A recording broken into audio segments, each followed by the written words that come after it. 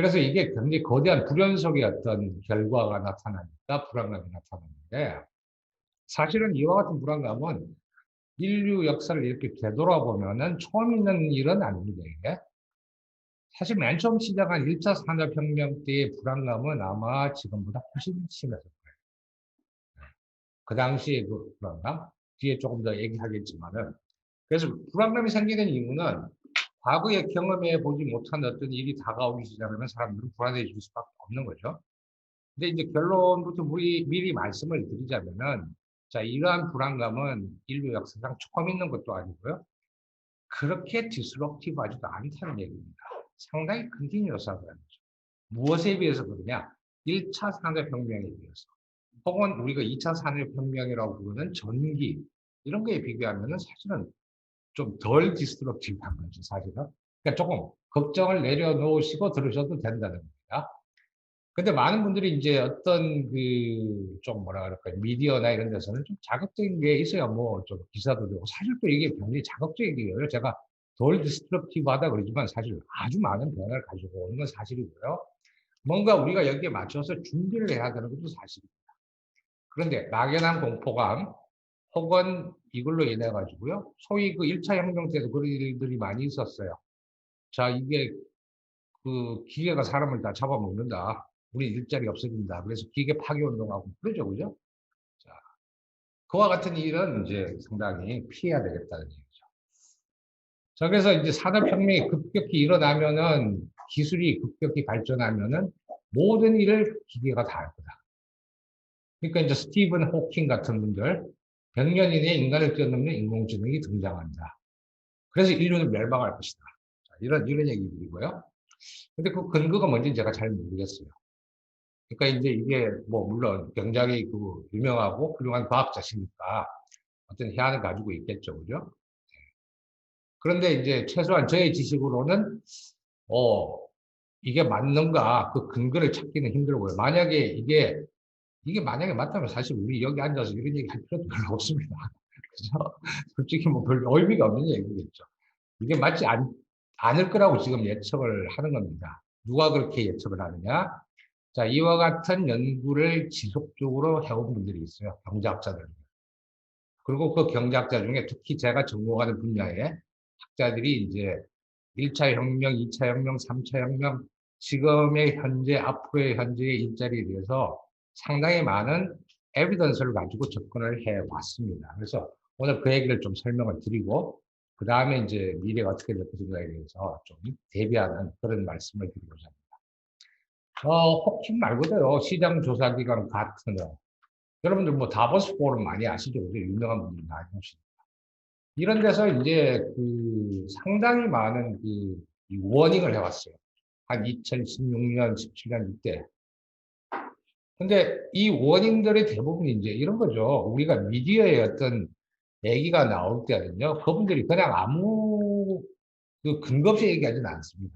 그러나 사실 엄밀하게 학술적인 검증을 받고 뭐 이런 얘기들이 미디어에 나오면 참 드물어요. 왜냐면은 학자들이 연구한 엄밀한 내용들은 대부분 다 조금 너무 전문적이에요.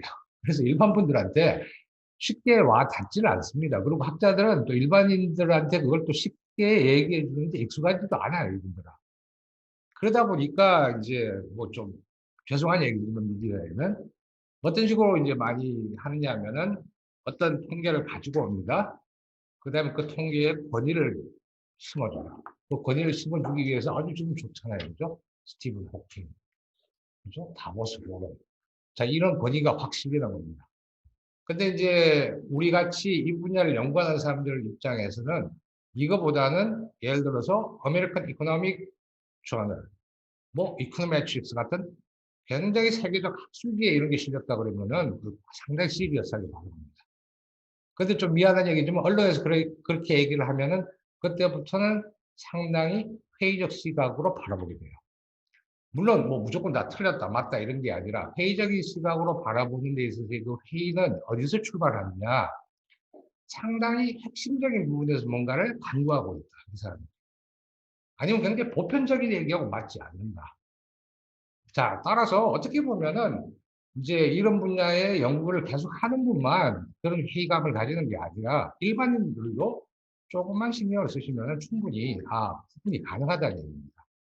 자, 그런 부분을 하기 위해 가지고는 굉장히 우리가 어떤 핵심적인 부분에 대해서 잘 이해하는 게 중요한 것 같아요. 어차피 저를 포함하여 여기 계신 모든 분들이 모든 과학과 사회과학과 인문과학과 자연과학을 절대로 다 공부할 수 없습니다. 자, 그럼 어떻게 해야 되느냐? 뒤에 결론 부분에 말씀을 드리겠지만 굉장히 핵심적인 부분에 대해서 확실하게 이해하고 있으면요. 그 부분에 대해서 그것을 가지고 여러 분야의 새로운 세상이 오든 다른 분야에 가든 충분히 우리가 두려워하지 않고 살 수 있다는 거죠. 준비도 할 수 있다는 얘기입니다. 주로 이제 공포감이 왜 생기느냐 하면은 이제 인류 역사상 겪어보지 못했던 처음 있는 사건이라고 생각하고 그다음 과학기술 발전에 대한 두려움 때문에 그렇다고 생각하는데 사실 과학이라는 게 뭐냐? 여기 이제 앞부분에 뭐 여러 과학자들께서 나와서 과학 얘기를 하셨겠지만 기본적으로 과학이라는 거는 인간의 호기심을 충족하는 거예요. 사람이 그냥 이거 왜 이럴까? 이게 그냥 궁금한 거예요. 궁금한 거예요. 그 예전에 어떤 분이 뭐 굉장히 이제 중요한 그 과학 기술의 발견을 하시고 이거 왜 했습니까? 그러는데 대부분의 과학자들은요 그냥 뭐 궁금해서.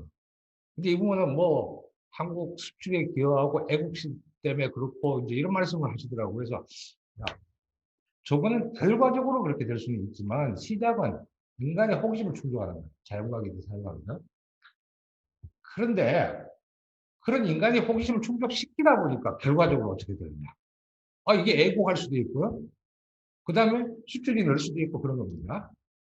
아, 물론 이제 그 생각을 가지고 하는 분도 있겠지만은 본질적으로. 따라서 이 과학이 발전하게 되면은 인간이 할 수 있는 어떤 한계, 이게 굉장히 확장돼요. 확장의 의미가 뭐냐면 이게 익스텐드 된다는 얘기입니다. 그죠? 그러니까 하루에 일할 수 있는 분량의 양이 기술의 발전으로 훨씬 많아지는 거죠. 그죠? 다시 얘기하면 이게 효율성이 증대된다. 뭐, 이렇게 표현할 수도 있습니다. 근데 한 가지 조심해야 되는 거는 우리가 이제 아까 다보스 포럼도 그렇고 AI의 공포도 그렇고 과학이 인간의 한계를 궁극적으로 극복한다고 생각을 하는 거예요. 그러니까 이제 스티븐 호킹의 얘기가 뭐 그런 거일 수도 있겠죠. 자, 사실은 인간의 한계를 극복하지 못합니다. 과학이 발전해도요.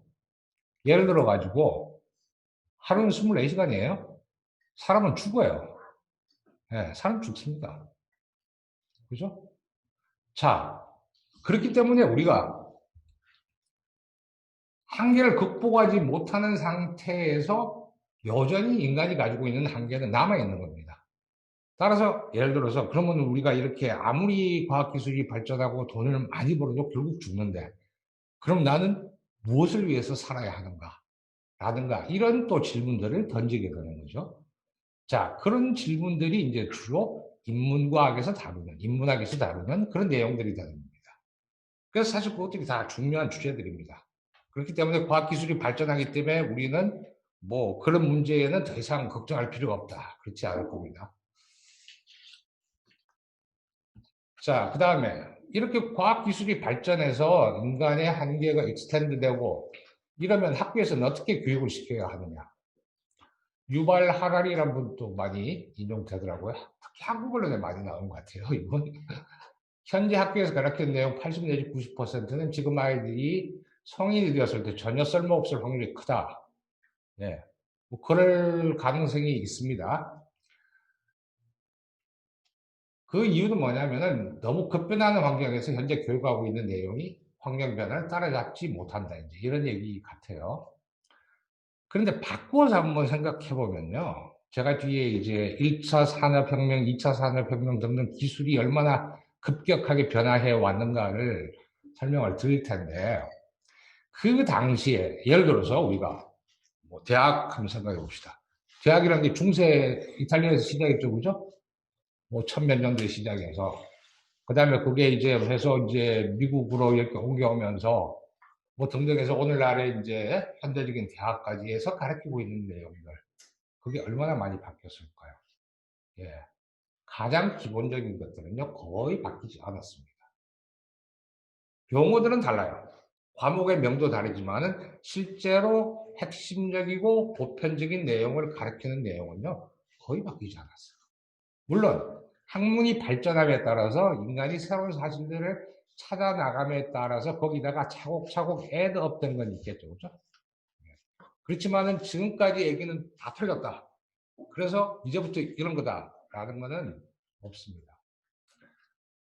자, 그래서 아까 말씀드린 대로 이런 일들이 이제 일어나는 이유는 디스럽티브한 이노베이션이 일어나기 때문에 그런데 이게 인류 역사상 처음 제기된 것이냐? 아니라는 얘기입니다. 왜 아니냐? 예를 들어가지고 여러분들 지금 간단하게 스마트폰 다 가지고 계시죠? 그죠? 저도 지금 스마트폰 아주 유용하게 쓰는데 여기 오는데 길도 찾고 시계도 보고 전화도 돼요, 이거. 네, 전화도 됩니다. 근데 이게 없이 살라 그러면 아마 요즘 젊은 사람들은 굉장히 불편할 거예요. 예. 뭐 그런 만화가 있더라고요. 그 스마트폰 이전과 이후 세대를 비교하는데 예전에는 유선 전화만 있으니까 멀리 있는 친척이 전화가 오면은 아버지가 받아요. 그러면 어머니가 옆에서 머리를 대고 온 가족이 거기 다 모여가지고 그 전화기에 얼굴을 맞대고 있는데 스마트폰이 나온 이유는 밥상에 앉아가지고 다 자기 스마트폰만 보고 있어요. 다. 그래서 가족이 다 분리가 되는 겁니다.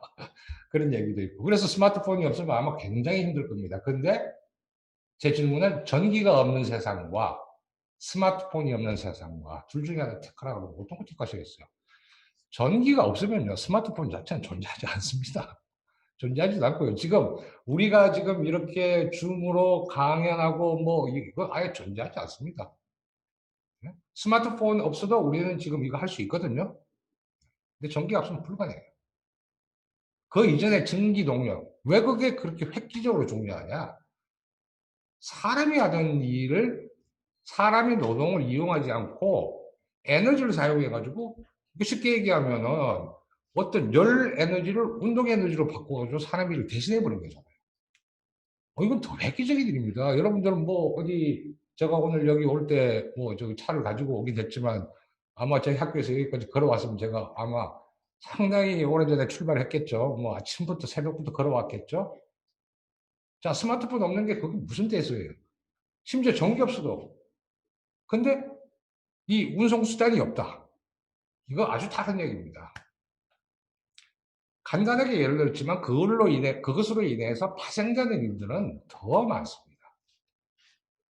자, 그래서 한번 대충 보면 18세기 우리가 소위 1차 산업혁명이라고 얘기하는 이건 전기기관 기반의 기계화 혁명이다 이렇게 얘기를 하는데 기본적으로 아까 말씀드린 대로 이게 일종의 저절로 움직이는 거죠. 자동차, 자전거, 뭐 자전거는 뭐 좀 다른 거지. 어쨌든 열을 가해가지고 그게 운동하게 만들어주고 몇 가지의 다른 원리들이 포함이 됐지만 그것이 엄청난 기계화의 혁명을 일으키고 그것이 영국이 그 전 세계를 완전히 전 세계에서 가장 그 강력한 어, 근대 국가가 되는데 획기적인 기여를 하는 거죠. 그리고 그걸로 인해서 생긴 파급과도 어마어마합니다. 산업혁명이 언제 일어났느냐에 따라 가지고 전 세계 모든 판도가 달라집니다. 자, 그 다음에 이제 2차 산업혁명이라고 불려지는 게 전기에너지. 자, 전기를 사용하게 됐다. 그렇죠? 그러면서 이제 여기 뭐 컨베이어 벨트 얘기도 나오고 대량 생산이 보급됐다. 이것도 어마어마한 얘기입니다. 세 번째 비교적 최근의 얘기입니다. 1980년대, 90년대 주로 이제 많이 일어났던 건데, 컴퓨터와 인터넷 기반의 이제 시집 정보 혁명이다. 이렇게 얘기를 하고요. 그 다음에 이제 마지막이 이제 2015년 이후 소위 우리 뭐, 사물 인터넷, 그 다음에 CPS 인공지능 기반의 초지능 혁명이다. 이렇게 얘기를 하고 있습니다. 자, 이런 것들이 어떤 효과를 가지느냐 하는 겁니다. 먼저 이 불의 발견입니다. 밑에 뭐 영어로 적혀 있는데 제가 그냥 간단하게 해석해 보면 이런 겁니다. 담배불 붙이면서 옆에 친구는 담배불 잘못 붙여서 코에 붙었네요. 그러면서 한다는 얘기가, 나는 요즘 최근 기술을 도무지 이해를 못하겠어. 쫓아가지를 못하겠어. 뭐 이런 얘기입니다. 이제 이제 뭐 이건 발명이 아니고 사실은 발견이죠. 그죠? 그 다음에 이제 꼬마 자동차 붐붐처럼 전기기관차 나오는 1차 산업혁명이라고 얘기하고. 자, 그래서 이제 비교적 최근에 이제 그 정보통신기술의 발전. 자, 이걸 보면요. 사실은 지금은 정보통신기술이란 말 자체를 별로 쓰질 않아요. 다 정보기술이라고 그러죠. IT라고 그러죠. 옛날에 ICT라고 그랬어요. 왜 그랬을까? 이게 Information Technology하고 Communication Technology가 각각 발전해 온 거죠. 그죠? Communication Technology라는 건 이런 겁니다. 어릴 때 이런 거 해봤는지 모르겠는데, 우리 학교 갈 때 이런 거 방학 숙제로 막 내고 그랬어요. 이런 종이컵에다가 실을 여기 딱 연결해서 저쪽 한 2, 3m 떨어진 친구하고 똑같은 걸로 통화를 하는 겁니다. 그러면은 여기 이제 소리를 여기다가 얘기를 해요. 이 컵에다가. 그럼 그 소리가 뭐죠?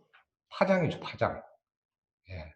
그럼 이게 진동하니까 그 진동이 줄을 타고 이렇게 주르륵 가서 반대편 친구에게 똑같이 통이 되면 이 통에서 그 파장이 앰플리파이 되는 거예요. 확대되는 거예요.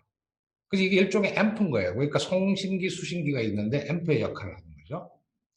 자, 그래서 통신기술이라는 것은 기본적으로 이렇게 파장을 전달해 주는데, 뭐, 극단적으로 얘기하면요. 여러분들이 과거에 얘기했던 모든 그 말들 다 지금 아직 살아있어요. 움직이고 있는 겁니다, 이게. 극도로 미세하게 있겠지만, 차저변화. 그걸 앰플리파이 시키는 거죠. 자, 그래서 이제 앰프 같은 게 이렇게 과학기술이 발전하니까, 이 통신기술로 발전해온 게 우리가 얘기하던 전화기였어요, 전화기. 근데 이 전화기가, 이 파장이라는 게 자세히 보면요. 어떤 파장을 결정해 주는 게요. 지금 여기 이제 영어로 적혀 있기는 하지만요. 여기서부터 여기까지의 길이, 웨이브 랭스라고 그러고요. 그 다음에 위에서 아래까지 높이, 앰플리튜드라고 그러죠. 그 다음에 이제 1초에 요 탑에서 요 탑까지 1초에 몇 번을 가느냐. 프리퀀시예요. 자, 요 세 가지 특성만 딱 구분을 하면은 모든 소리는 다 아이덴티파이가 돼요. 그래서 뭐 우리가 제가 지금 강의하는 것도 그렇고 노래하는 것도 그렇고 이것을 옛날에는 그대로 파장을 녹음을 하는 겁니다. 그래서 녹음한다는 게 결국은 그 파장의 그 높낮이와 이런 것들을 옛날 레코드나 이렇게 마그네틱 테이프에다가 심는 거였죠. 자, 그런 기술이 이 세 가지의 특성을 우리가 파악하고 있다면은, 그리고 이 세 가지의 특성을 숫자로 바꿀 수 있다면은, 그럼 뭔가 다른 일을 할 수 있다는 거죠. 그게 정보기술입니다. 정보기술은 이 통신기술하고는 전혀 상관없이 발전한 거였죠, 처음에. 그게 컴퓨터예요. 컴퓨터라는 건 결국은 사람이 기계한테 일을 시키는 거죠. 사람이 기계한테 일을 시키는 건데, 어떻게 일을 시키느냐. 기계하고 사람하고 뭐 대화가 돼야죠. 어떻게 대화하느냐. 기계란 놈은 전기가 통한다, 안 통한다. 이거밖에 인식을 못 해요. 자, 그러면은 전기가 통하는 상태를 1이라고 그러고 안 통하는 상태를 0이라고 그러죠. 그럼 통했다, 안 통했다. 그러면은 통할 때는 1, 안 통하면 0. 자, 그러니까 우리가 전기가 통하는 물체를 도체, 안 통하는 물체를 부도체라고 그러는데 통했다, 안 통했다 반도체라고 그래요. 이제 반도체가 우리 이제 뭐 마법의 돌이라고 그러잖아요. 그걸 발견하고 난 뒤에. 그래서 이 반도체를 이용하고 해서 1과 0의 숫자를 가지고 기계하고 사람이 커뮤니케이트를 하게 된 거죠. 자, 그러면은 제일 먼저 하는 게 뭐냐? 숫자를 다 1과 0으로 표시할 수가 있을까? 그 문제입니다.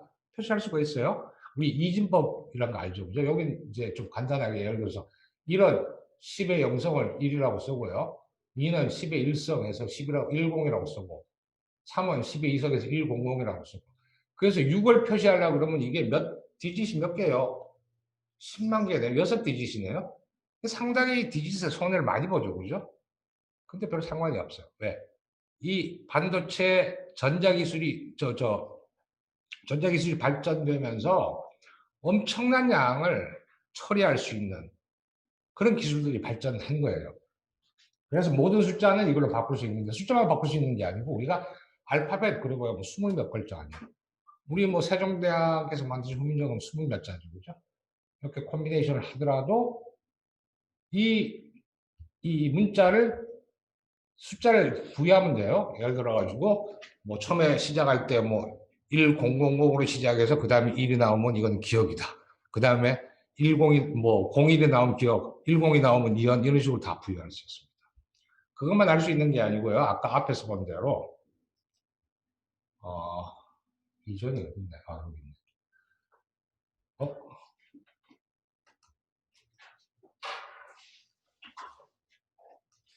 네. 여기 지금 3차원 공간이에요, 결국은. 이게 파장이라는 것도 결국 숫자를 다 바꿀 수 있다는 거예요. 그것도 이진법으로 다 바꿀 수 있다는 거예요. 그래서 이게 굉장히 많은 정보를 포함하고 있긴 하지만 아까 얘기한 대로 우리가 조그만 돌에다가 그냥 백과사전 하나 다 집어넣을 정도로 그런 기술들이 발전되어 있잖아요. 그러니까 이제는 전화를 할 때 어떻게 하느냐면 말을 해요. 그러면은 이 파장을 딱 숫자로 다 바꿔요. 그래가지고 저쪽으로 보내는 겁니다. 그럼 그쪽에서는 이제 앰프 대신에 뭐가 필요할까요? 그 숫자를 다시 파장으로 바꿔줘야 됩니다. 그게 뭐냐? 그게 디지털이에요, 디지털.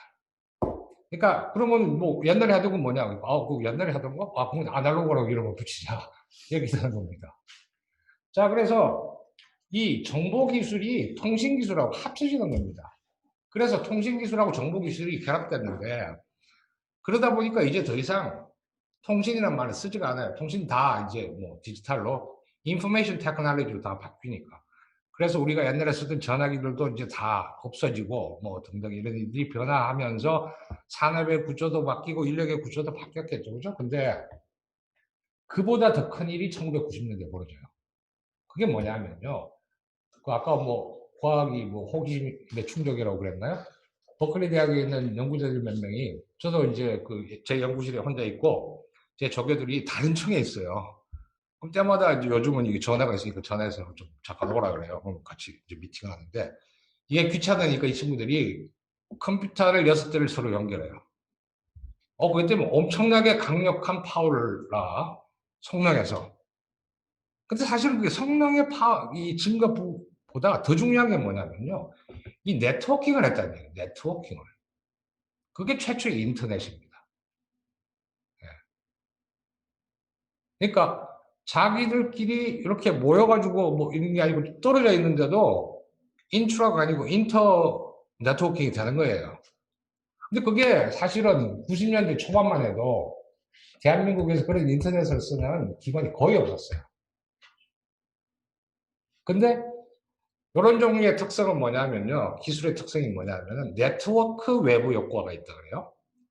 그래서 여러분들 전화기 가지고 있으면은 과거에 어릴 때 우리 집에 전화기가 있었어요. 그 굉장히 잘 살았나? 우리 집이? 근데 TV는 없었어. 근데 또 다른 친구는 텔레비전이 있어요. 걔 집에. 걔는 항상 인기가 좋아. 그리고 걔 말에 아무도 거역을 안 해. 왜냐? 걔한테 잘못 보이면 그날 저녁에 가서 TV를 못 봐요. 저는 이 전화할 때가 없는 거야. 왜냐? 나만 전화기를 가지고 있어. 우리 반에서. 전화할 데가 없잖아요. 그죠? 그러다가 한 몇 년 지나니까 전화할 때가 점점 많아져요. 그래서 나는 나 혼자만 쓰면은 별로 도움이 안 되는데 남들이 같이 쓰기 시작하면은 그 효용이 폭발적으로 증가하는 그런 거를 경제학에서는 네트워크 외부 효과라고 그러는데요. 그 네트워크 외부 효과가 대부분 정보통신 기술에 있어요. 정보통신. 그래서 이런 종류의 정보통신 네트워크 외부 효과가 있는 기술들은요. 한번 뜨기 시작하면은 처음에는 서서히 왜냐하면 이제 이 전화기 사는 사람들이 많지가 않잖아요. 사고에 별로 소용이 없으니까 서서히 이제 가기 시작하는데 어느 순간 소위 이제 크리티컬 매스가 형성되는 순간에는 폭발적으로 확 올라가 버려요. 인터넷도 마찬가지입니다. 1994년에 대한민국에서 인터넷 쓰는 사람은 정말 대한민국 국민의 0.01%도 안 됐고 홍릉의 연구단지에 카이스트의 그 망이 이렇게 해외로 연결되는데 그 길 건너편에 제가 연구소에 있었는데 그 망 깔자 그랬다가 야단만 두개 맞았어요. 망 깔는데 10억 정도 드는데 이거 해야 됩니다 그랬다가 가서 연구나 해. 그런데 불과 1년 뒤에 대부분의 사람들의 명함에 이메일 주소가 들어가기 시작한 거예요. 그게 네트워크 혁명입니다. 그래서 제가 왜 이렇게 장황하게 지금 설명을 했느냐. 통신 기술이 어떻고 정보 기술이 어떻고 이렇게 장황하게 설명드린 이유는 이 두 개가 결합이 됐다는 얘기입니다. 그러니까 우리가 디지털화됐다. 이 의미가 뭐냐? 무슨 말은 그냥 숫자로 표현됐다는 의미이지만 이것이 통신 기술과 정보 기술이 결합이 되고 그로 인해서 파생된 예측하지 못했던 그죠? 그러니까 처음부터 이거 예측하고 만든 건 분명히 아니었을 거예요. 예측하지 못하게 이게 네트워크 혁명으로 가면서 오늘날 4,500에 들어가 보세요. 기업 순위 이런 거. 옛날에 보면 뭐 제너럴일렉트릭, GE, 뭐 GM 뭐 다 그런 거죠. 우리나라도 뭐 다 뭐 삼성전자 뭐 그죠? 뭐 현대자동차 뭐 이런 거죠. 요즘 뭐예요? 구글, 이건 뭐지? 카카오, 뭐 페이스북 뭐 등등. 마찬가지예요. 택시도 택시 한 대도 없는 택시 회사가 전 세계 제일 큰 회사고요. 책 한 권도 없는 그 도서 출판 회사가 뭐 전 세계 이 통을 다 잡고 있고 이런 겁니다. 그런 것들이 다 가능한 게 이 네트워크 혁명이었다 이런 얘기죠.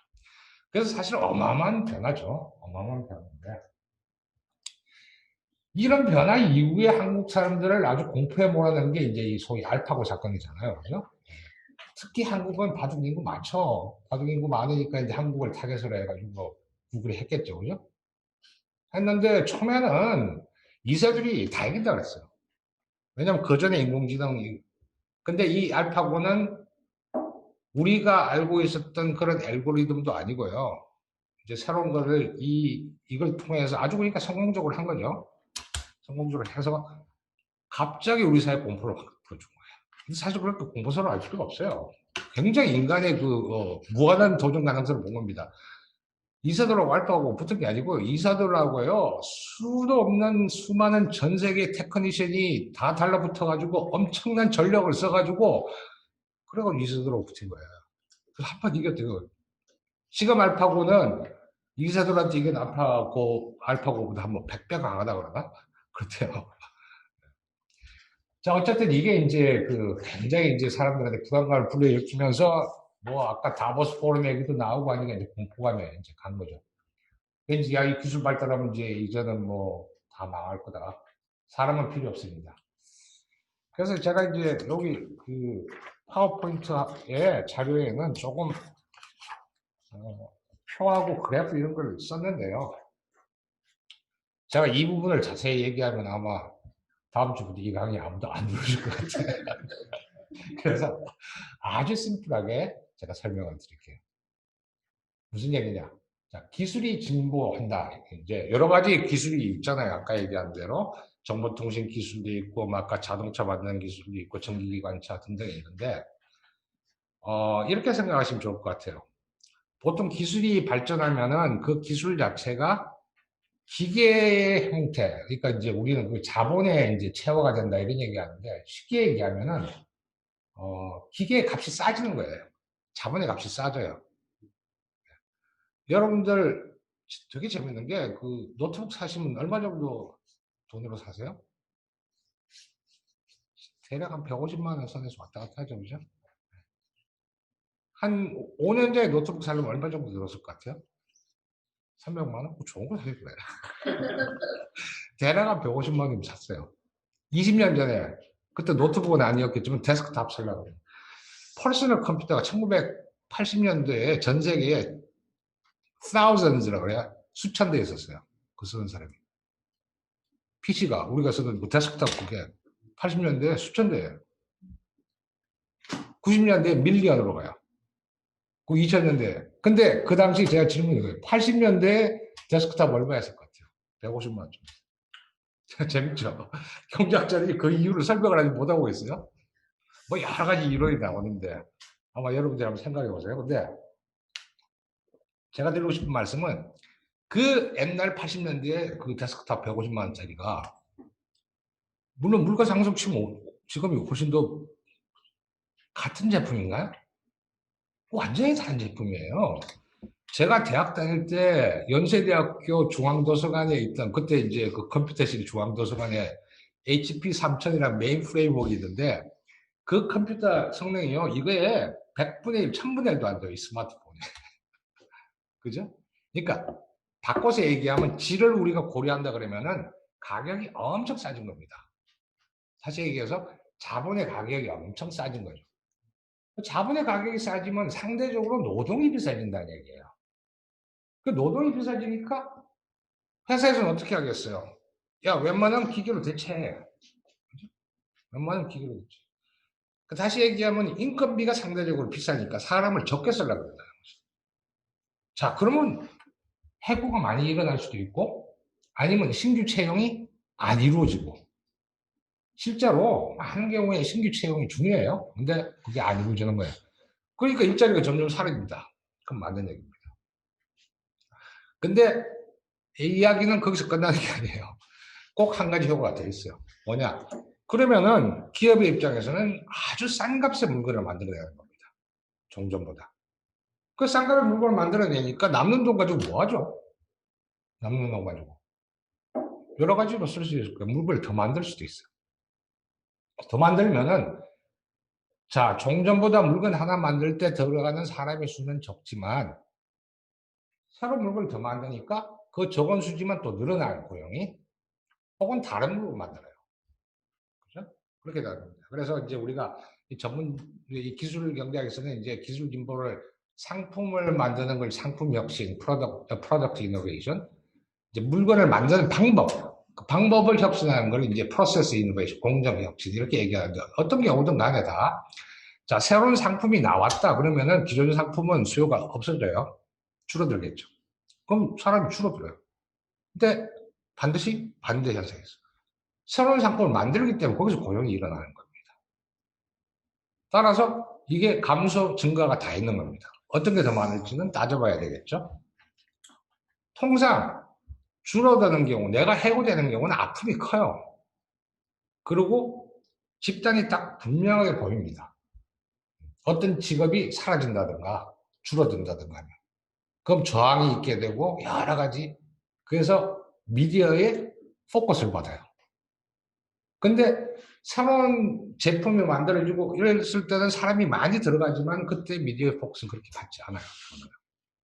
그래서 사람들은 늘 새로운 기술 때문에 누가 해고됐다. 이런 얘기에 민감할 수밖에 없게 돼 있어요. 자, 물건을 만드는 공정혁신도 마찬가지인데 예를 들어서 컨베이어 벨트를 쫙 깔았다. 그러면은 사람이 훨씬 줄어들겠죠. 그죠? 그러나 훨씬 더 많은 물건을 만들 수도 있다. 그래서 기술 진보에 따라서 노동이 늘어날 거냐 줄어들 거냐 이건 이론적으로 보면은 늘어날 수도 있고 줄어들 수도 있다. 많은 우리가 그 책이나 언론에서 얘기하는 줄어든다. 자, 이 얘기는 하나만 보고 얘기하는 겁니다. 우리는 그걸 이제 대체 효과라고 얘기하고 두 번째 걸 규모 효과라고 얘기하는데 대체 효과만 얘기해요. 심지어는 최근까지 베스트셀러 중에 하나가 뭐 제가 책 제목 얘기하면 좀 그러니까 그 책 처음부터 끝까지가 저는 이제 그쪽 전공이니까 그 책을 다 봤겠죠. 처음부터 끝까지가 다 기술 진보로 인해서 망한 직업, 망한 기업, 망한 산업 얘기가 나옵니다. 근데 그 기술 진보로 인해 가지고 새로이 창출된 얘기는 안 나와요. 거기에. 근데 이거 경제 원론에 처음 시작할 때 가르치는 게 대체 효과와 규모 효과 이건데 아, 좀 되게 그렇다. 왜 그럴까? 좀 폴리티컬한 이유들이 있는 것 같아요. 우리 마찬가지예요. FTA 하면은 국가 전체 좋아지지만 손해보는 사람도 있잖아요. 그죠? 근데 손해보는 거에 집중적으로 부각이 되는 게 손해보는 사람들은 여러 가지 이 액티비티를 하게 돼요. 저항하게 되고. 근데 저건 누가 보는 거야? 전 국민이 봐. 난 조금씩 더 봐. 그러니까 뭐 그렇게 열심히 액티비티 이거 하자고 그렇게 안 합니다. 그런 효과도 있고 등등. 이와 같은 현상이 아까 얘기한 1차 산업혁명 직후에도 일어났고, 그게 이제 소위 그 러다이트 무브먼트, 루트라는 사람을 중심으로, 야, 기계 때문에 안 되니까 기계를 파괴시키자. 근데 실제는 고용이 훨씬 더 늘어났어요. 그 다음에 또 대표적인 이제 기술 진보 큰 파급 효과를 준 게 미국의 철도 건설이에요. 1920년대.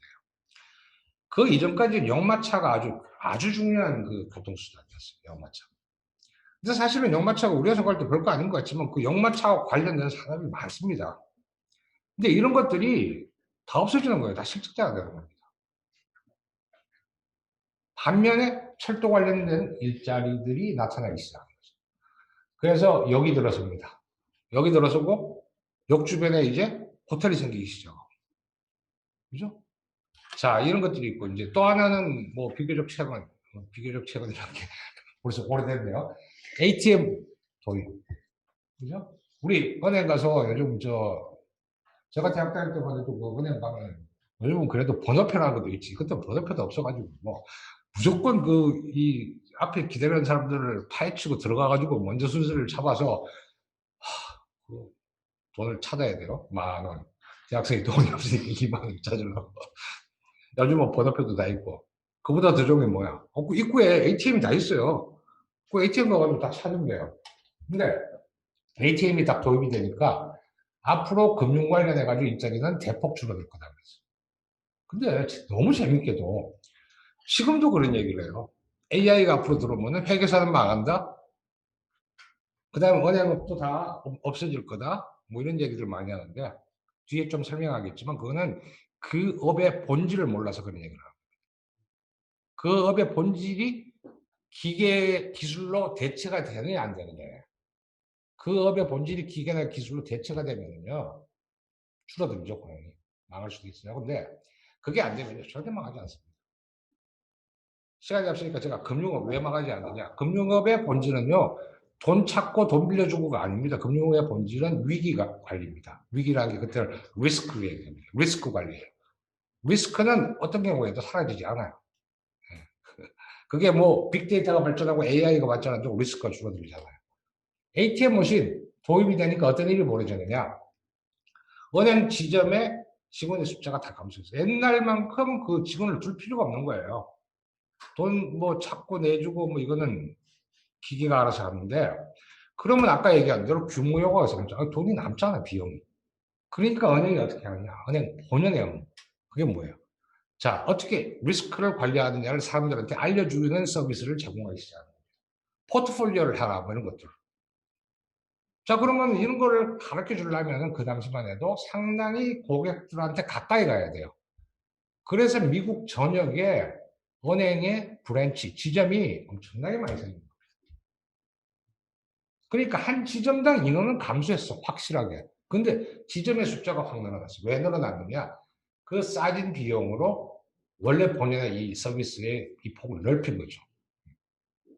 그러다 보니까 은행원들의 그 은행 산업의 고용은 더 늘어났어요. 지금도 그런 얘기 하지만 분명히 같은 현상이 일어날 겁니다. 두 번째 얘기는 이게 그러면은 지금 제가 말씀드린 거는 그냥 모든 사람이 다 똑같다. 모든 그 근로자는 숙련 수준이 같다. 이런 전제에 말씀을 드린 건데 사실은 그렇지 않아요. 사람들은 대졸자도 있고 중졸자도 있고 뭐 그냥 간단히 나눠서 대졸자, 고졸자가 있다고 칩시다. 그러면은 이 대졸자와 고졸자가 단순하게 고졸자는 대졸자에 비해서 조금 생산성이 떨어지는 사람이다. 이렇게 볼 수도 있고요. 그게 아니고 어떤 대졸자가 하는 업무하고 고졸자가 하는 업무가 본질적으로 좀 다른 거다. 자, 그렇게 되면은 기술이 바뀌었을 때 어떤 사람을 더 많이 수요하는 것도 바뀔 수가 있어요. 네. 그래서 이제 간단히 얘기하면 이런 겁니다. 여기 뭐 제가 복잡하게 써놨지만 결론을 얘기하면 이런 거죠. 컨베이어 벨트를 만들었다. 그 얘기는 자, 복잡한 기술을 아주 잘게 하나의 공정 단위를 잘게 쪼개가지고 자동차회사 갔다. 포드 자동차에 한 20년 근무한 근로자한테 내가 물어봤어요. 유학 시절. 자동차는 어떻게 만드나요? 나는 20년 동안 출근해가지고 여기 드릴로 하나 받고 여기 하나 받고 여기 하나 받고 여기 하나 받고 그거밖에 모르는데 그것만 했대 20년 동안. 그 얘기는 공정을 굉장히 잘게 쪼개가지고 정말 아무나 가서도 그 일을 할 수 있게 만드는 그런 기술의 발전인 거예요, 이게. 자, 그런 기술이 발전하면 어떤 사람이 더 많이 고용될 것 같아요. 단순 노동자가 많이 고용됩니다. 어떤 사람이 완전히 그냥 손해를 보느냐. 여러분들 옛날에 중세부터 중에서 길드라는 얘기 들어보셨죠? 상인 길드가 있지만 수공업 길드가 있어요. 그 수공업 길드의 그 마스터가 되려면요. 이건 어마어마한 실력을 갖춰야 되는 것 동시에 이 마스터들이 일종의 독과점을 딱 형성해. 그래가지고 이거 함부로 못 들어오게. 그 아티전 뭐 이런 사람들 손재주도 좋고 막 엄청나요. 근데 기계가 기술이 어떻게 바뀌느냐? 그런 걸 대량 복제하는 기술이 나오고요. 그래가지고 뭐 이렇게 굉장히 아름다운 어떤 뭐 이 조각된 응? 우리 옛날 그 밥상들 있죠? 너무 예뻐요. 그 밥상 우리 그 요즘 밥상 거의 안 쓰지만 밥상의 다리들이 그 이렇게 돼 있는 거 보면 되게 예뻐요. 그래가지고 이제 그 부러지면은 그걸 고치러 오는 동네에 오는 사람이 있는데 옆에서 구경하는데 너무 잘 만드는 거 이 사람은 뭐 그냥 칼하고 뭐 이렇게 칠하는 거하고 이런 거 가지고 다니면서 못하고 이렇게 해서 쫙 만들어내요. 기가 막히고 뭐 따라 못해요. 뭐 수십 년간 했기 때문에 사람은 눈대중 딱 보고 만들어요. 요즘 밥상 못 부러지면 버려요. 새로 사와. 공장에서 대량으로 찍어버려요. 그러니까 그런 사람이 다 몰라가는 겁니다. 그래서 기술이 바뀌어가지고 단순 근로자를 많이 수요하는 기술. 그런 기술이 있고요. 그런 걸 이제 숙련이 없는 사람을 특별히 더 좋아한다. 그래서 미숙련 편향적인 기술이라고 해요. 근데 반대로 주로 그런 기술의 발전은 주로 이제 초기의 산업혁명에 그런 일이 많이 일어났어요. 근데 정보통신 사회가 되니까요. 급격하게 뭐가 바뀌느냐면은 기술이 좋은 사람, 공부를 많이 하는 사람을 많이 써요. 예를 들어 가지고 처음에 이제 그 80년대부터 90년대 정보통신이 확 발전하니까 이때는 배운 사람이 훨씬 유리해졌어요. 배운 사람. 못 배운 사람은 뭐 그거 뭐 나하고 무슨 상관이야. 뭐 난 뭐 그냥 식당 뭐 같은 거 죄송합니다. 식당 이렇게 얘기하면 안 되지. 매우 단순한 일을 하는데 단순 서비스에 종사하는데 그거 뭐 꼭 내가 필요하냐? 그렇지 않잖아요. 요새 우리 어디 여행 간다 그러면 어떻게 해요? 맨 먼저 이거 꺼내가지고 다 찾아보잖아. 홈페이지 다 들어가 보잖아요. 근데 홈페이지 있는 데하고 없는 데하고 완전히 다른 겁니다. 이거. 거기서부터 시작해가지고 굉장히 많은 그 하이텍, 소위 숙련 노동자들을 아주 많이 수요하게 돼요. 그렇게 되면 어떻게 되느냐? 자, 이건 뭐 그래프 넘어가고요. 그렇게 되면 어떻게 되느냐? 여기서 볼게요. 숙련 노동자하고 미숙련 노동자하고 그 소위 이제 교육받은 사람하고 교육받지 않은 사람하고 차이가 나기 시작하는 거죠. 그래서 어떤 일이 벌어지느냐 하면요. 소득 분배가 악화돼요. 소득 분배가. 굉장히. 그래서 1970년까지 미국은 소득 분배가 괜찮았어요. 성장도 많이 했지만. 근데 70년대 이후에 급격하게 소득 분배가 나빠져요. 이 숙련 편향적인 기술이 뭐 계속 일어나니까. 잠깐만요. 네, 여기 과거의 기술의 성격, 19세기의 획기적 기술 발전들은 대부분 unskill biased technology change였다. 이건 뭐냐면은 자 주로 단순 노동자, 미숙련 근로자 이런 사람들이 많이 고용이 됐다는 거예요. 기술이 발전했는데 근데 20세기 들어와가지고 대부분은 스킬 바이어스 테크놀로지 체인지가 있는 거죠. 그래서 여기 뭐 배치 메소드나 뭐 CPM 뭐 이런 뭐 전기 이런 것들이 IT 발전 특히 자 이렇게 되면은 고등학교 나온 사람하고 대학 나온 사람하고 점점 임금 격차 커지는 거죠 사회에. 임금 격차 지금 제가 이거 네, 이게 미국의 소득 불평등도 추세 1945년부터 2005년까지 이렇게 보면요 쭉 소득 불평등도가 내려가다가 1970년 정도에 이게 최저점이죠 그죠? 하나는 우리 이제 소득 분포 얘기할 때 많이 쓰는 지니 계수라는 거예요 지니 계수.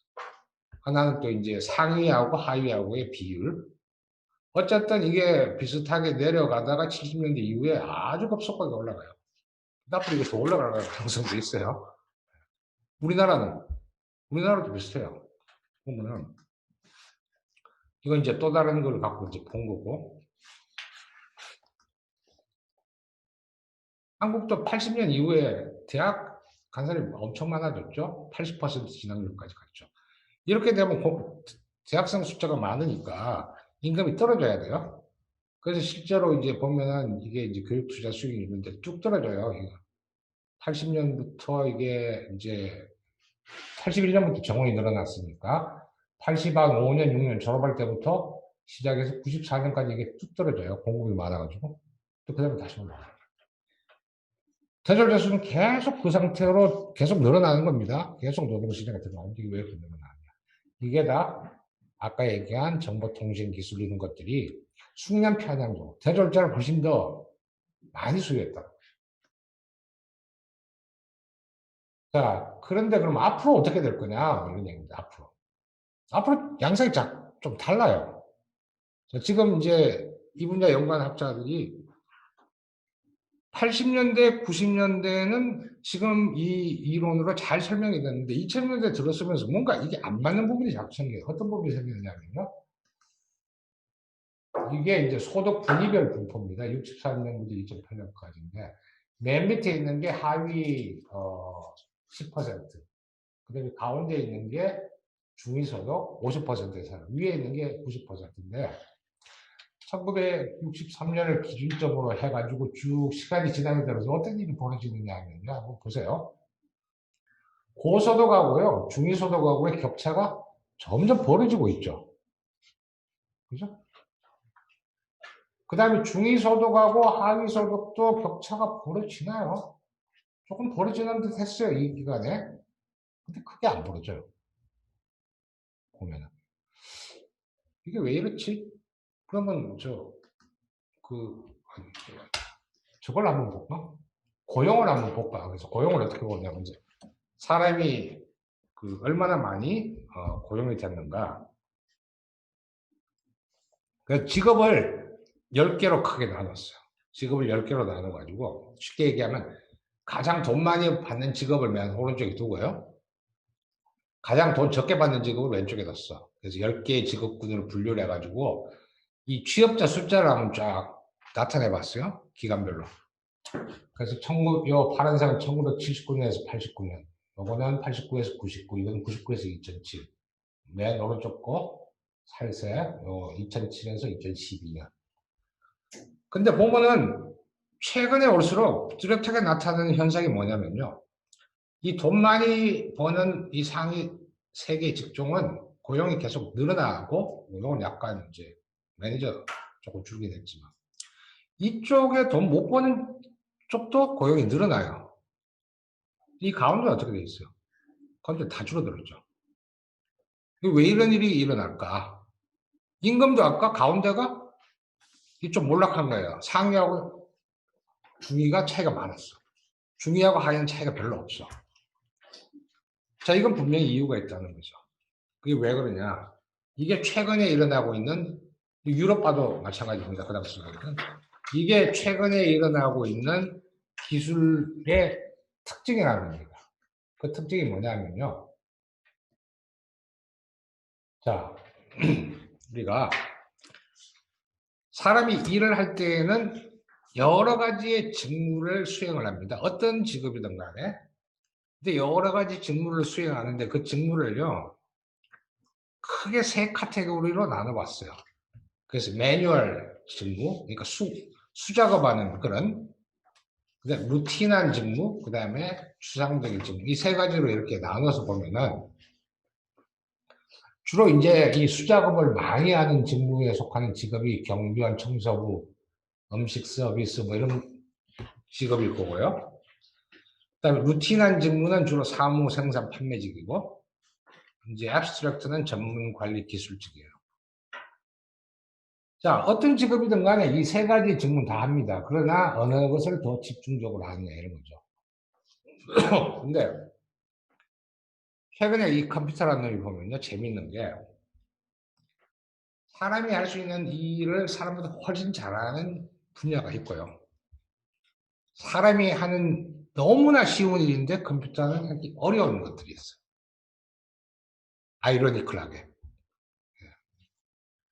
예를 들어가지고 달걀 후라이를 해봐라. 애들이요. 달걀을 어떻게 깨느냐. 달걀 주면 달걀이 이게 그 뭐 원도 아니고요. 타원형인가? 상당히 좀, 그죠? 타원형이라고 보기도 그렇고. 근데 이렇게 딱 보고 뾰족하게 톡 깨요, 그냥. 간단하게. 컴퓨터한테 그걸 시키려고 그러면 상당히 복잡한 이게 연산이 들어가고 실패율도 높아요.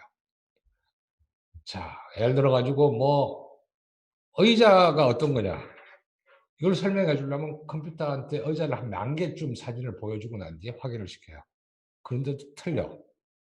근데 애들한테는 딱 앉는 거다, 이게 의자가. 이걸 가르쳐 주면 웬만하면 다리가 2개 있는 의자도, 3개 있는 의자도 있고, 다리가 하나 있는 스툴도 있고, 뒤에 등받이가 있는 것도 있고, 팔걸이가 있는 것도 있고, 뭐 목받침이 있는 것도 있고, 그거 구분하지 않고 다 맞춰요. 그래서 사람한테는 쉬운 게 컴퓨터한테 어려울 수가 있고, 컴퓨터한테 쉬운 건 사람한테 어려워요. 어떤 게 어려우냐, 컴퓨터한테는. 아까 말씀드린 이 매뉴얼 태스크 하는 게 어려워요. 청소? 청소 한번 해보세요. AI 청소기? 뭐 제가 뭐 누가 저기 뭐라 그러죠? 로봇 청소기를 한 10여 년 전에 나한테 선물했어. 아, 너무 좋더라고. 그때 큰 집에 갑자기 가족들이 다 해외로 나가는 거예요. 혼자 살아가지고 이름 바쁘고 청소기를 켜놓고 나가요. 그럼 이제 얘가 배터리가 나가면은 이제 꺼지겠죠?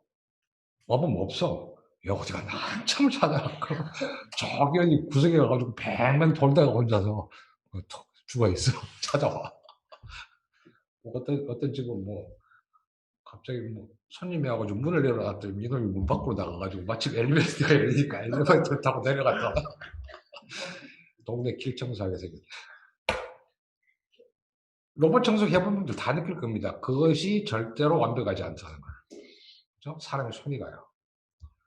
간병사, 요즘 우리 사회 고령화 되니까 간병사 많죠? 그 AI 간병사 한번 둬보세요. 어떨 것 같아요? 정원사. 그 뭐, 우리는 또 이거 굉장히 이 나무 이런 거에 그 민감하잖아요. 그렇죠? AI한테 한번 시켜보죠. 못해요. 자, 이런 종류의 일들이 의외로 컴퓨터가 대체하기 힘든 일들이에요. 근데 반면에 컴퓨터 프로그래밍, 튀는 잡들입니다. 이런 것들은 컴퓨터가 다 대체해버려요. 그래서 이 반복적인 일들을 하는 것은 그것이 아주 단순한 작업의 반복이든 아니면 굉장히 고차원의 반복이든 예를 들어서 전 세계 경제를 예측하는 경제 모형을 만들어. 그러고 난 뒤에 뭐가 바뀔 때마다 이걸 바꿔야 되는데 그건 자동으로 바뀌게 돼요. 컴퓨터 다 할 수 있어요. 간단하게 할 수 있어요. 숫자만 집어넣으면 다 바뀌게 나오게. 그러면 과거에 그런 것들을 다 했던 그 수많은 테크니션들 다 필요가 없는 겁니다. 그죠? 근데 그런 프로그래밍을 짜고 하는 이런 앱스트랙트 태스크를 많이 하는 사람들 그대로 남아있는 거죠. 그건 컴퓨터도 못해요. 그래서 전문 관리 기술직 이쪽은 기술이 발전할수록 훨씬 더 많이 필요해지고 혹은 이 사람들의 많은 업무의 영역도 점점 앱스트랙트한 태스크를 더 많이 쓰게 되는 겁니다. 그렇죠? 매뉴얼 태스크는 기술 진보하고 좀 무관한 거예요. 이게. 그렇지만 사람들이 소득이 올라가니까 이쪽에 디맨드가 여전히 있는 겁니다. 이 가운데는 어떻게 돼요? 디맨드가 점점 줄어들어요. 그래서 결론은 뭐냐면은 이 앱스트랙트 태스크를 하는 사람들은 고용이 늘고 매뉴얼 태스크도 고용이 느는데 루틴 태스크는 고용이 줄어요. 그럼 임금은 어떻게 되느냐? 루틴한 태스크 하는 사람이 앱스트랙트 태스크로 가면 좋은데 가기가 힘들어. 오랜 기간의 시간이 필요해요. 교육을 받아야 돼요. 반면에 매뉴얼 태스크가 좀 편해요. 따라서 매뉴얼 태스크는 고용은 잘 돼도 임금은 그리 높지 않고 루틴 태스크는 고용도 별로고 임금도 별로예요. 앱스트랙트 태스크는 임금도 높아지고 고용도 높아져요. 그래서 아까 앞에 봤던 그 표들이 다 설명이 되는 거죠. 앞에 봤던 표가 어떤 거였느냐?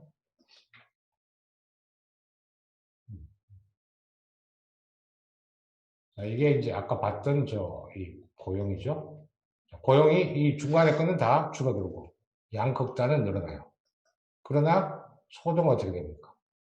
소득은 보면은 자, 이 위에 있는 사람들은 아주 계속해서 높아져 가지만 중간에 있는 사람은 별로 안 높아져 가요. 그리고 밑에 있는 사람하고 중간에 있는 사람 차이가 별로 크지 않고 벌어지지도 않습니다. 그렇다면 앞으로 어떻게 해야 되느냐, 그죠? 뭐 결론은 간단해요. 이쪽으로 가게 교육을 시키던가. 여기 있는 사람은 어떻게 해요? 여기 있는 사람들도 이쪽으로 가는 재교육을 시켜야 되겠죠. 그죠? 그런 종류의 일들을 자꾸, 왜냐? 그게 수요가 많아지니까. 그게 아닌 것들은 다 수요가 줄어들어요. 자, 그러면 이쪽의 일들은 주로 어떤 일들이냐는 거예요. 그래서 이제 저기서 이제 많은 사람들이 AI 대학원도 만들고, AI 전문가도 뽑아오고, 자, 이런 걸 합니다. 그게 이제 전문교육이라고 그래요. 거기 비해 가지고 아까 제가 말씀드렸던 일반 교육은 뭐냐면요. 굉장히 핵심적이고 보편적이면서 중세 이후부터 지금까지 가르쳐 오던 내용들이에요. 자, 어떻게 중요하냐? 이게 이렇습니다. 변화가 심하면요. 변화가 심하면은 전문교육보다 일반 교육이 훨씬 더 중요해집니다. 변화가 심하고. 특히 학교에서는 일반 교육이 더 중요해져요. 왜냐? 워낙 변화가 심하면요. 학교에서 변화를 따라잡을 수도 없지만 전문교육을 시켜서 내보내는 순간 얼마 있지 않아 가지고 도태돼 버려요. 그러면 새로운 기술에 적응을 못해요. 왜 못하느냐? 일반 교육이 약하면 적응을 못해요. 반대로 일반 교육이 강하면은 회사 나가서 배우면 돼요. 그러면 따라가요. 간단히 얘기하면 그겁니다. 제가 여기 슬라이드에는 미국과 유럽 이걸 비교해 놨습니다. 미국과 유럽을 비교해 놨는데 왜 유럽은 독일식의 그 도제제도 혹은 듀얼 시스템 고등학교 들어갈 때부터 이렇게 딱 갈라가지고 대학을 갈 사람 그 다음에 직업학교 갈 사람 갈라서 전문교육을 시켰잖아요. 그거 왜 독일은 성공했느냐? 미국은 1900년대 초반부터 모든 고등학교에 일반 교육을 시키는 고교 의무제를 했는데 그 당시 유럽에서 봤을 때 미국 사람들이 정신 나갔다 그랬어요. 저렇게 많은 돈을 들여가지고 인문학을 가르치고 자연과학을 가르치고 그냥 직업 훈련시키지. 근데 결과는 어떻게 되느냐? 지금은 훨씬 더 미국식 교육에 독일도 회귀하고 있습니다. 돌아가고 있어요. 사실은 이렇게 이제 엎치락뒤치락을 몇 번 하잖아요. 그 남북전쟁 이전에 미국의 대학들은 완전히 중세 전통을 유발한 일반 교육 위주로 가다가 남북전쟁 이후에 독일식의 어떤 연구 중심 대학이 들어오면서 미국 대학이 막 바뀌면서 학과도 생기고 전공이 막 생기고 이래요. 그렇지만 거기에 대한 반색이 다시 일어나서 이제 그것들을 유지해가는 이런 거였고, 뭐 독일은 이제 흉볼트 얘기도 있고 이제 쭉 하면서 그걸 가는데, 유럽은 미국보다 훨씬 더 안정된 그 어떤 기후, 그 다음에 그 지형. 근데 미국은 거기에 비해서 훨씬 이동이 많았어요. 다이나믹한 그 상황이었고요. 서부계 쪽부터 시작해서. 따라서 직업 자체도 평생의 직업을 두세 개, 대여섯 개까지 이렇게 바꾸는 그런 시스템이었고, 유럽은 하나의 직업을 가지고 거의 끝까지 갈 수 있는 그런 시스템이었어요. 그러다가 이제 그런 지역적인 여건, 뭐, 이런 걸 다 떠나서 이게 기술의 변화인 거예요. 그건 뭐, 미국이나 독일이나 한국이나 다 기술의 변화는 게 굉장히 빠르게 다가오니까. 그러면은 변화가 많을 때는 이 제너럴 에듀케이션이 훨씬 더 낫다는 얘기입니다. 그게 제가 지금 여기 이제 들어놓은 거고요. 뭐 제 주장은 아니고 클라우디아 골든 하버드 대학의 여성 경제학자인데요. 경제사 하신 분이고 로렌스 카츠도 하버드 대학의 노벨 경제하신 분인데 이분들이 이제 그런 에비던스를 보이면서 얘기하고 유럽은 왜 미국에 뒤졌는 거 최근에 이런 것도 이제 비슷한 얘기들입니다. 레퍼런스를 제가 달아놨고요. 자, 따라서 불확실성이 증가할수록 일반 교육에 우리가 신경을 많이 써야 된다는 거고. 뭐 이런 얘기 하니까 갑자기 뭐 공대 교수님들, 특히 공대 학자분들, 아, 그럼 뭐 저기 전공교육 시키지 말라는 얘기야? 그게 아닙니다. 전공교육을 하는데, 제가 그런 얘기예요. 물리학 잘하고 공대 공부하는 거하고요. 물리학 안 배우고 그 AI 과목 하나 더 듣는 거하고 어떻게 다 아무도 답변을 못 하세요. 당연히 물리학 듣는 거 훨씬 낫죠. AI 시대에. 그죠? 거기에 대해서 부인할 공대 교수님 한 분이 안 계십니다. 인문학, 사회과학, 자연과학이 중요하고 이때 인문학, 사회과학, 자연과학이라고 하는 핵심적이네요. 그 다음에 다른 학문에 쓰이는 거, 예를 들어서 아까 물리학처럼 공대 교육에 쓰인다든가, 천문학 하시지만, 이 다른 그 이제 칼스, 이 생명과학에 다 쓰이는 거. 이런 것들이죠. 그 다음에 이제 인문학적인 그 어떤 지식과 감성, 인간 본성에 대한 이해. 자, 보세요. 게임 같은 거 요즘 엄청나게 커져 있잖아요. 우리 어릴 때 만화방 가면 되게 없났는데, 요즘은 주로 이렇게 컴퓨터 게임을 많이 하더라고. 근데 그게 얼마나 큰 비즈니스예요, 지금. 어마어마한. 그죠? 근데 그런 게임이 재밌게 만들어야 되겠죠? 기술도 중요하지만, 팀이라든가 이 내용이 재밌어야겠죠? 그 내용이 잘 팔리고 잘 되는 거일수록 다 원전이 어딘지 아세요? 재밌게? 고전인데 우리가 예를 들어서 뭐 반지의 제왕 유명한 것들 많잖아요, 그거. 대부분의 원전이요. 독일의 저거 더 거슬러 올라가면 북유럽 신화들이에요. 북유럽 신화의 티피컬한 게 뭐 반지 뭐 이런 거거든요. 뭐 신들과 뭐 거인의 전쟁 뭐 이런 거고.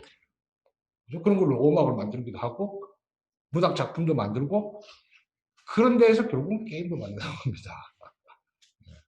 그래서 게임 만드는 것만 계속 가르치면 이 사람은 아까 얘기한 대로 루틴한 태스크만 계속 하는 사람이 되는 거예요.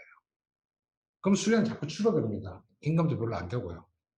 근데 그런 인문학적 상상력을 가지고 있고 그런 지식도 가지고 있는데 거기다가 이 사람은 물리나 화학이라든가 자연과학의 배경도 가지고 있고 인간의 본성에 대해서 이해하고 있다. 그러면은 초기에는 좀 이게 약할지 몰라요. 기술적인 측면에서. 그러나 그거는 따라잡을 수가 있어요. 그런데 이제 너무 테크니컬한 걸 배워가지고 나가게 되면은, 이거 아닌데 바뀌었는데? 그러면 따라잡지 못한다는 얘기예요. 그죠? 그럼 그 다음에 도태되는 거죠. 방법이 별로 없어요, 그때부터. 따라서 이제 우리가 그 암기력, 이해력보다 비판적 사고, 공감, 창의 능력, 융합, 뭐 이런 것들 얘기하는데, 이게 참 말 잘못하면 큰일 나요. 그래서 공감 능력을 기르자고, 공감 능력을 기르는 학원을 하나 만들고, 과목을 하나 만들고, 협업 능력을 기르는 과목을 만들고, 그게 아니고, 지금 제가 말씀드린 핵심적이고 보편적인 그런 어, 과목들을 하다 보면은 지금 얘기한 암기력 이력보다 지금 이런 그 능력들이 커지는 거고요. 어떤 과목을 들으면 그게 잘 될까요? 그에 대한 답은 없습니다. 대학교육 전체를 통해 가지고 이게 길러지는 거고 고등학교 교육을 통해서 또 길러지는 거고 그런 겁니다. 그래서 결국은 급변하는 환경에서 빨리 적응하는 능력이 중요한데 그런 적응하는 능력들이 일반 교육에서 이루어진다는 거죠. 근데 이제 여기 뭐 시간이 돼 있으면 제가 뭐 교양교육에 대해서 뭐 이렇게 몇 가지 얘기할 게 있는데 이건 생략하도록 하고요. 결론. 불확실성이 커지는 시대다. 교양교육을 잘해야 된다. 근데 교양교육 잘하는 사람들이 그거 교양이 있는 사람이 되자 이런 얘기를 하는데 그게 아니에요. 그 굉장히 학술성이 있는 얘기를 하는 겁니다. 인문학이라는 문학, 사학, 철학이면 뭐 소크라테스도 있고 아리스토텔레스도 있겠지만은 뭐 노노 맹자 사서 다 있죠. 그죠? 기본적인 것들이 역사 마찬가지고요. 문학도 다 그 학술성이 있는 걸 얘기하는 것이지 뭐 그냥 이제 우리가 그 요즘 그런 거 많이 하잖아요. 뭐 심심해서 한번 들어보자 내지는 뭐 그건 아니고요. 그 다음에 교육 방법론은 많이 바뀌어요.